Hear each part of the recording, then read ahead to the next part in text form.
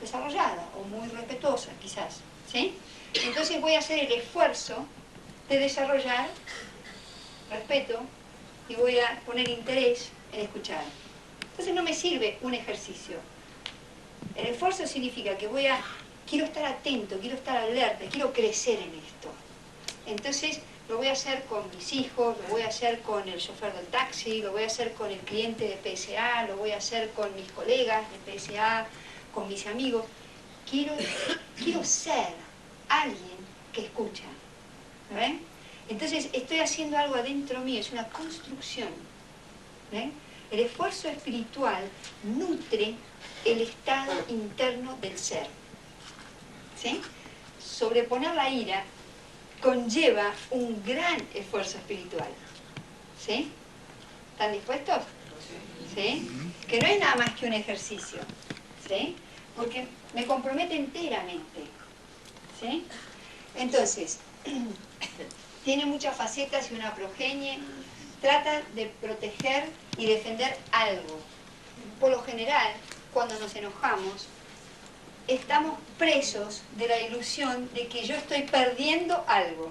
¿Sí o no? Sí. Pregunta, a veces la ira también es por no pensar en el otro.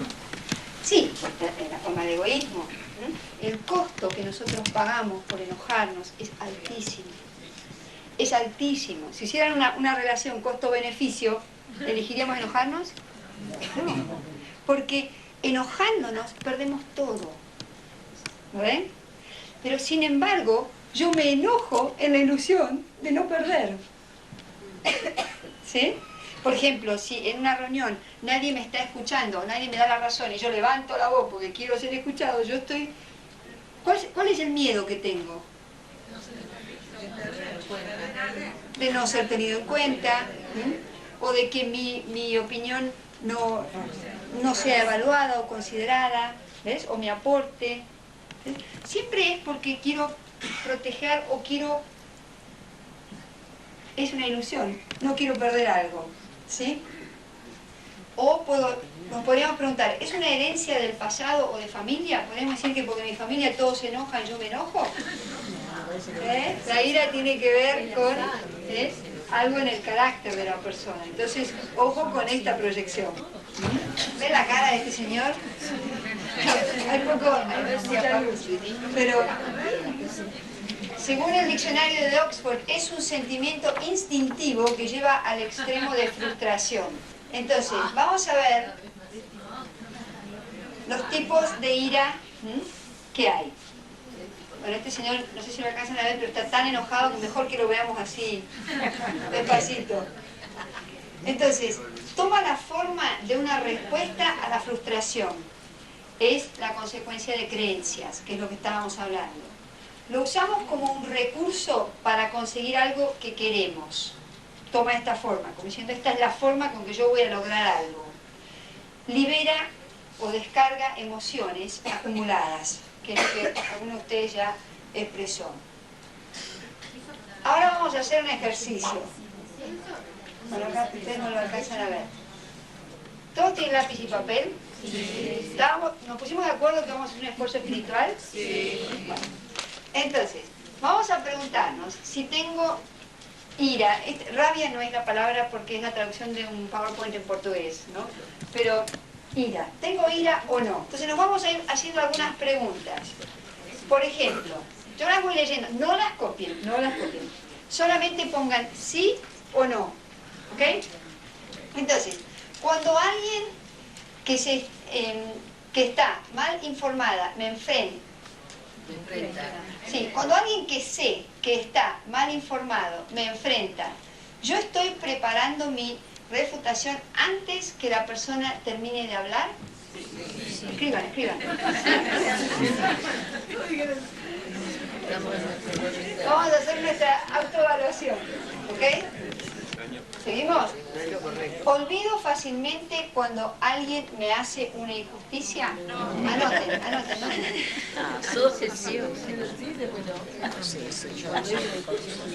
Cuando hay una discusión sobre un tema controvertido, ¿mi tono de voz es persuasivo y alto? Sí. Contesten ahí, sí o no. Algunas veces camino en otra dirección para evitar cruzarme con alguien que no me agrada mucho. ¿Podés repetirla? Algunas veces camino en otra dirección para evitar cruzarme con alguien que no me agrada mucho.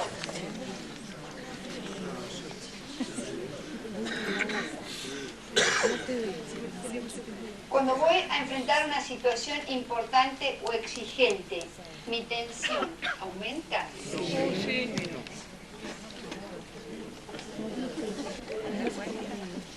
No confundamos responsabilidad con individualidad. Me siento frustrado cuando veo a otra persona que lucha menos que yo y obtiene más éxito. No. Bueno, pongan, ¿sí o no? Es tu propia evaluación. Me siento dolido cuando la familia, amigos o colegas no comprenden mis necesidades.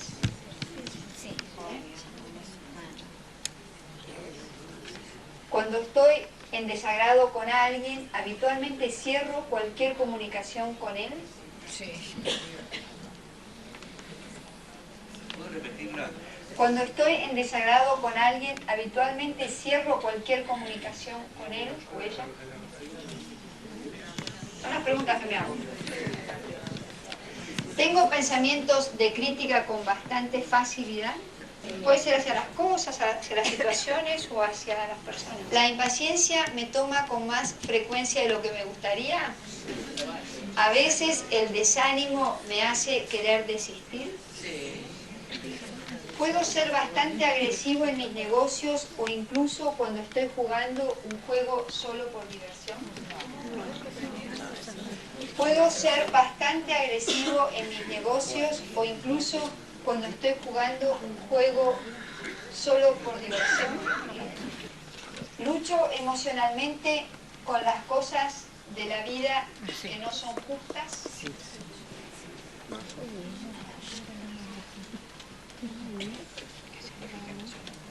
Cuando estoy en un papel de autoridad, ¿puedo hablar de forma muy áspera o insensible? ¿Sí o no? Tengo fama de tener una actitud de no me importa con relación a las necesidades de los otros. Esa es cuando la ira toma la forma de indiferencia. Cuando alguien está claramente enojado conmigo, yo voy al conflicto muy fácilmente. A veces utilizo sarcasmo o ironía para expresar humor. Puedo actuar de forma amable externamente sintiéndome frustrado o mal internamente. Puedo actuar de forma amable externamente sintiéndome frustrado externamente o mal internamente. A veces hablo calumnias o difamo sobre una persona sin que me importe si esto puede perjudicar su reputación. Cuando alguien habla mal de mí abiertamente, mi respuesta natural es pensar sobre cómo me puedo defender. ¿Sí o no? Porque la ira toma su forma defensiva. Por eso viene la reacción. Sí. Cuando alguien habla mal de mí abiertamente, mi respuesta natural es pensar sobre cómo me puedo defender. ¿Sí o no? Por más que sepa que puedo no ser justo, a veces culpo a los demás por mis problemas. ¿Sí o no? ¿Ok? Entonces, ahora vamos a ver cómo salió nuestro test de la ira. Ahí tenemos un indicador. Ahora tenemos que contar los sí. Los sí. La pantalla. Sí, vamos de vuelta. Ok. Cada vez que yo dije que sí a esto, es porque estoy en presencia de ¿quién? De la ira. ¿Okay? Entonces vamos ahora a ver cuántos, tengo que contar cuántos sí. Y de acuerdo al rango dentro de los cuales están, puedo saber qué me está pasando. ¿Estamos? ¿Puedo avanzar? ¿Quiere que le lea la última? Por más que sepa que puedo no ser justo, a veces culpo a los demás por mis problemas. Esa es la última. ¿Está? Ok. Si tengo de 0 a 4 afirmaciones de ira, sí. Entonces, ¿qué soy? ¿Quién tiene de 0 a 4? A ver qué. Como no hay ángeles en la iglesia. Muy difícil. Hay águilas. Ok. Estoy adelante. ¿Cuántos sí tenemos? Hay que contar, ¿no? ¿Sí? Claro.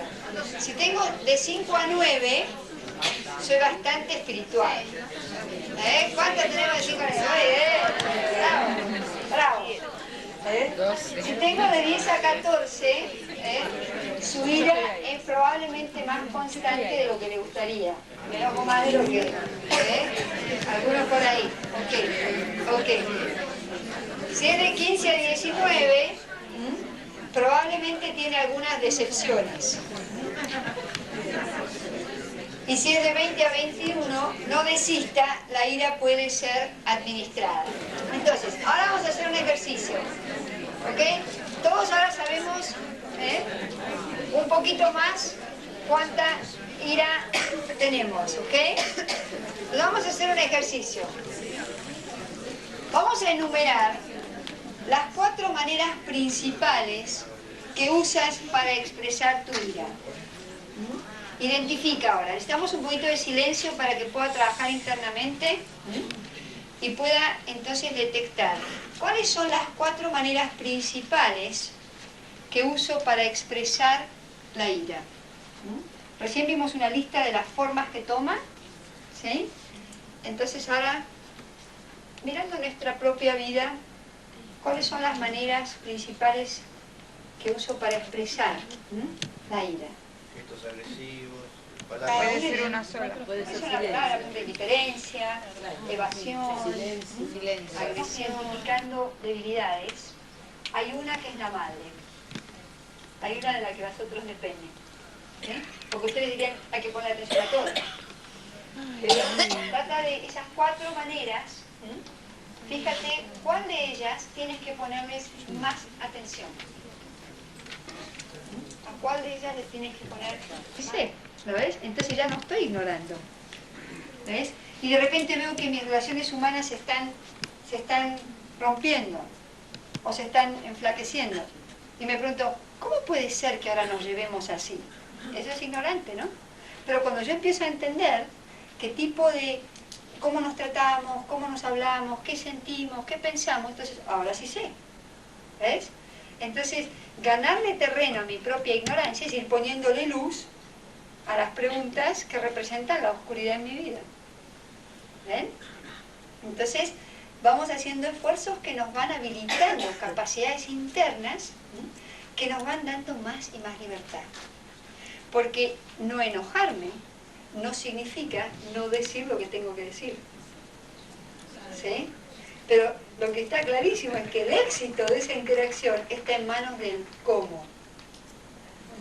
Porque yo en una época, en esta cosa de mi impaciencia, yo estaba en Chile y le hablaba a Ken Olano, que es el coordinador de nuestras escuelas de Sudamérica. Y yo me quejaba y decía, Ken, estos chilenos no entienden nada. Entonces Ken me decía, no, yo no entiendo. No entiendo. Yo les decía, yo les explico y no entienden nada. Entonces él me decía, estaba hablando de la no aceptación, ¿sí? Y que él me dijo, lo que vos decís es verdad. Y vos tenés razón en lo que decís y en decirlo. Pero no en el cómo. Por eso, aunque tengas la verdad, si lo hablas de una manera equivocada, deja de ser verdad. Porque no es verdad que yo quiero producir beneficios y me enojo contigo. No es verdad. Aunque yo te diga en palabras lo que es lógico, por ejemplo. No es más lógico cuando yo me enojo. ¿Ves? Pierde el poder de la verdad cuando algo es dicho desde un vicio. ¿Entendés? ¿Y cuánto tiempo nos pasamos diciéndolo? Pero yo se lo dije, pero yo lo dejé súper claro. Y después te pilla la indignación de decir, pero yo lo expliqué, y detrás tuyo viene alguien amoroso, dice las mismas cosas, y todos dicen que sí, y vos decís, ¿eh? ¿Qué piensan las madres cuando vienen los amigos, y les dicen lo mismo que decían en casa? ¿No piensan eso? Pero si yo te lo digo todos los días, sí, pero me lo decís sin amor, y entonces no me llega al corazón. ¿Sabes?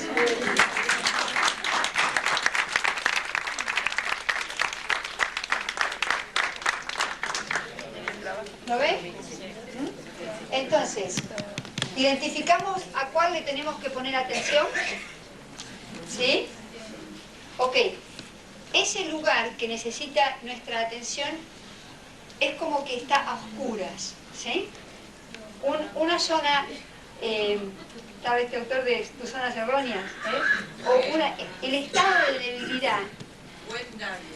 Sí, Wayne. El estado de la debilidad es un lugar oscuro. Entonces le tengo que poner luz. Entonces, identifica la virtud que necesitas desarrollar. ¿Sí? Una debilidad es como si estuviera la bombita apagada. Y cuando yo pongo en ese espacio virtud, es como si prendiera la luz. ¿Lo ven?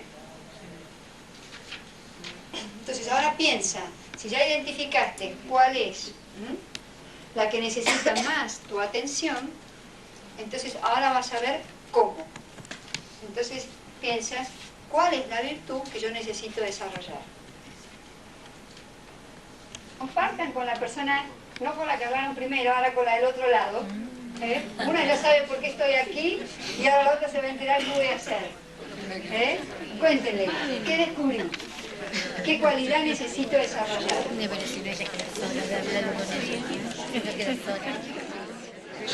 Entonces, ¿qué descubrieron? ¿Qué virtud tenemos que desarrollar más? Algunas, podemos escuchar. Paciencia. Voluntad de cambio. Voluntad de cambio. Aceptación. El miedo. Miedo es el lado oscuro. ¿Cuál es la virtud que tenéis que desarrollar?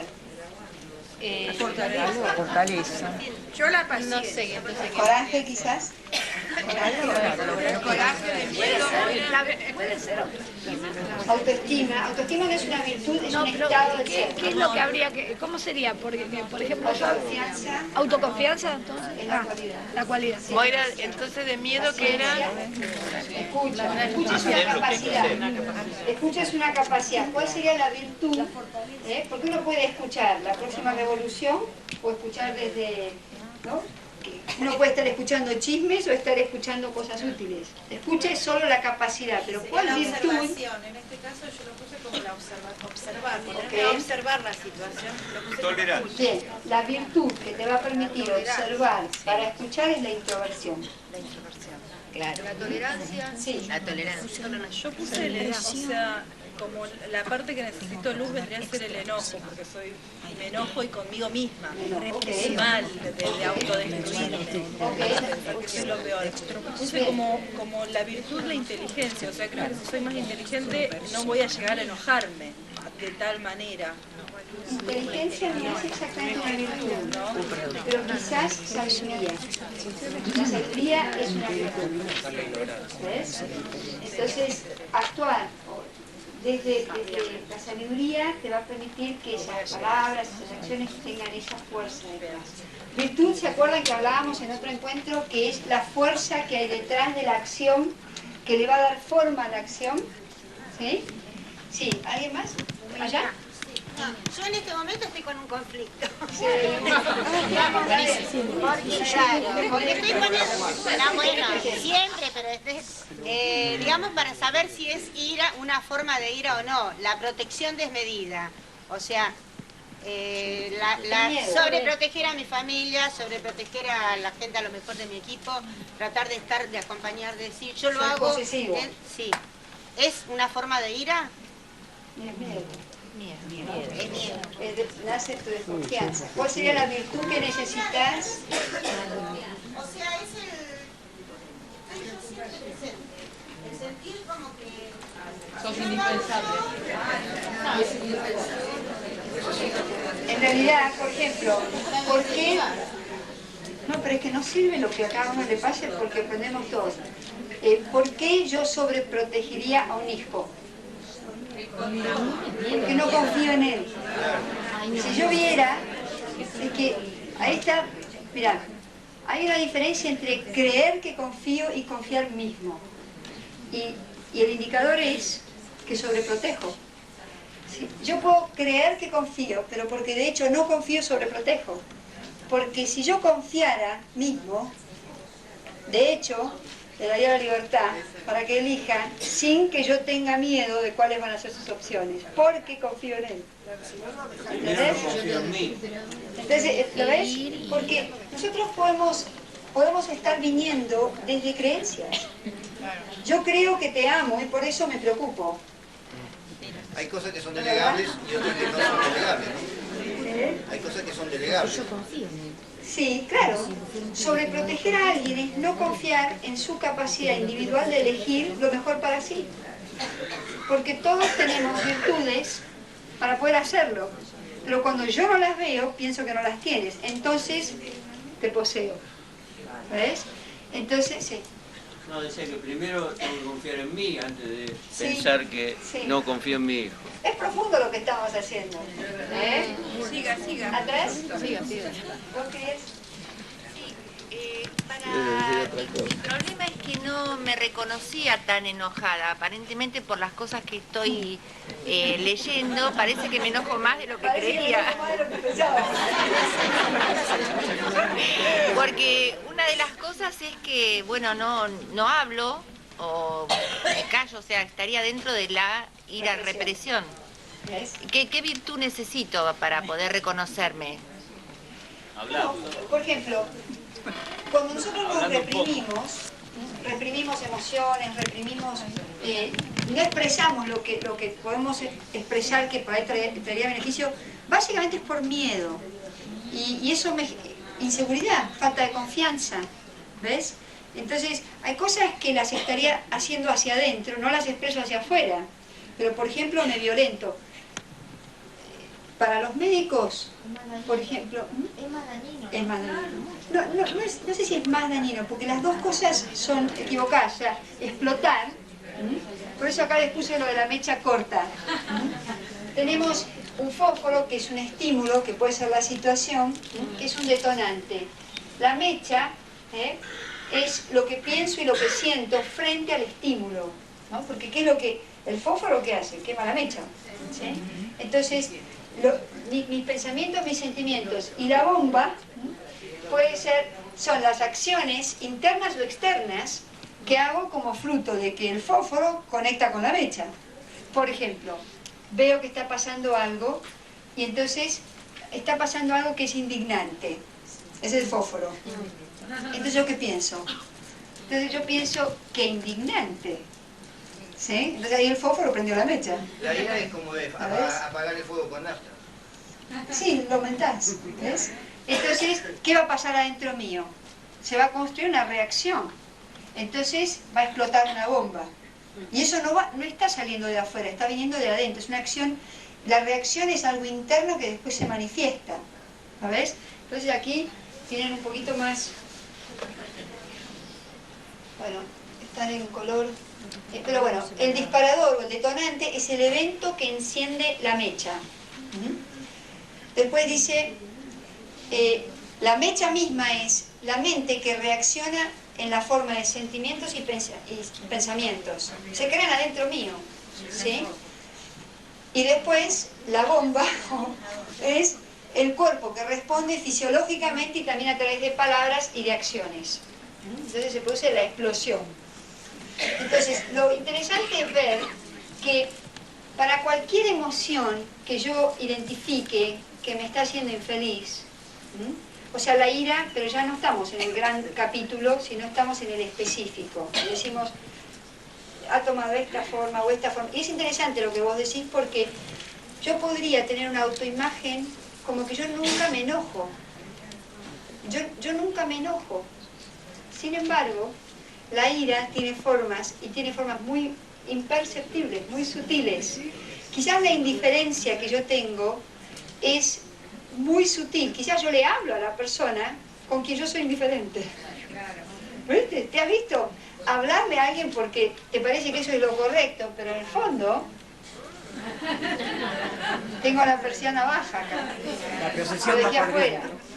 ¿Sí o no? ¿Y eso dónde pasa? A nivel de mi intención, a nivel de lo que yo siento, a nivel de mi actitud interna. Por ahí yo estoy obligada porque soy la madre y tengo que ser ecuánime, entonces digo las cosas a todos por igual, pero ¿qué siento? ¿Lo ven? Entonces, estas cosas, cuando yo me animo a ser realista, voy a ser verdadero conmigo. Y porque soy verdadero en decirme que blanco es blanco y negro es negro, es que entonces puedo confiar en mí. ¿Sí?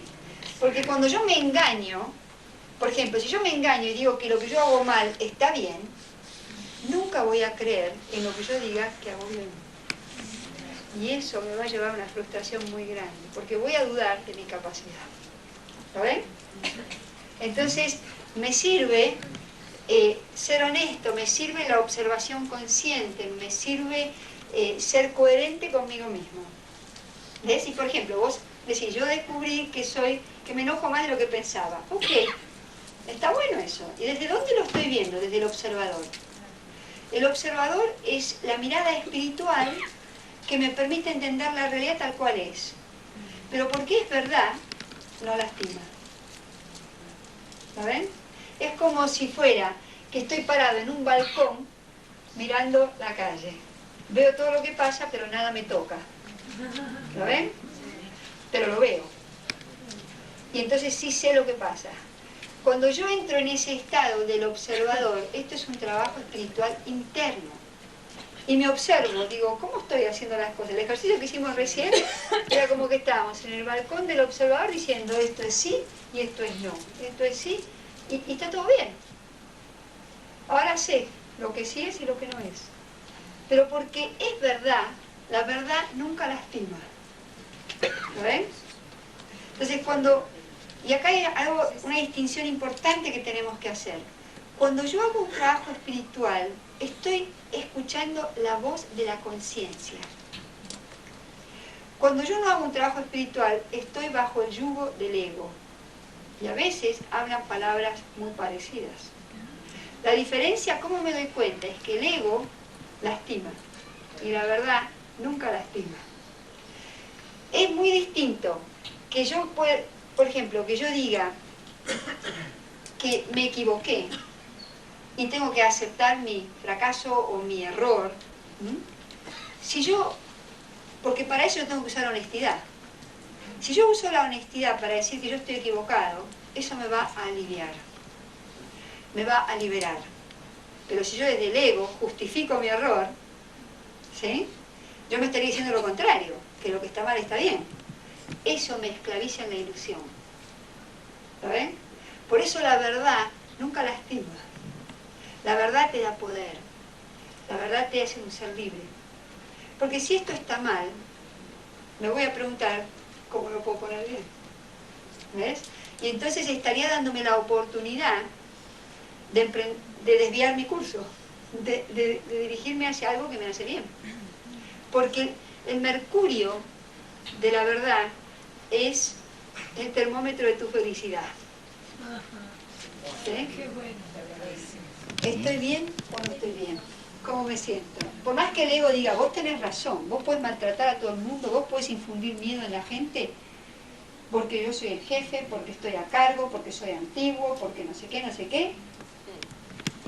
A la noche en la almohada, cuando me pregunto, ¿cómo me siento? Ahí miro el mercurio de mi felicidad y digo, marca unos pocos grados.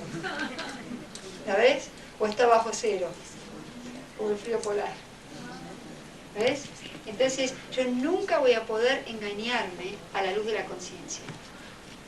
Pero el ego es lo único que hace, engaña. Es su único trabajo. Pero tarde o temprano... Pero tarde o temprano yo miro qué. Miro cada mañana y decís, ¿hace frío o hace calor? En algún momento de mi vida yo me pregunto, ¿cómo me siento? Entonces me voy a hablar esa verdad. Y si en ese momento me digo, me siento pésimo, es mucho mejor que reprimir eso y decir, no, está todo bien.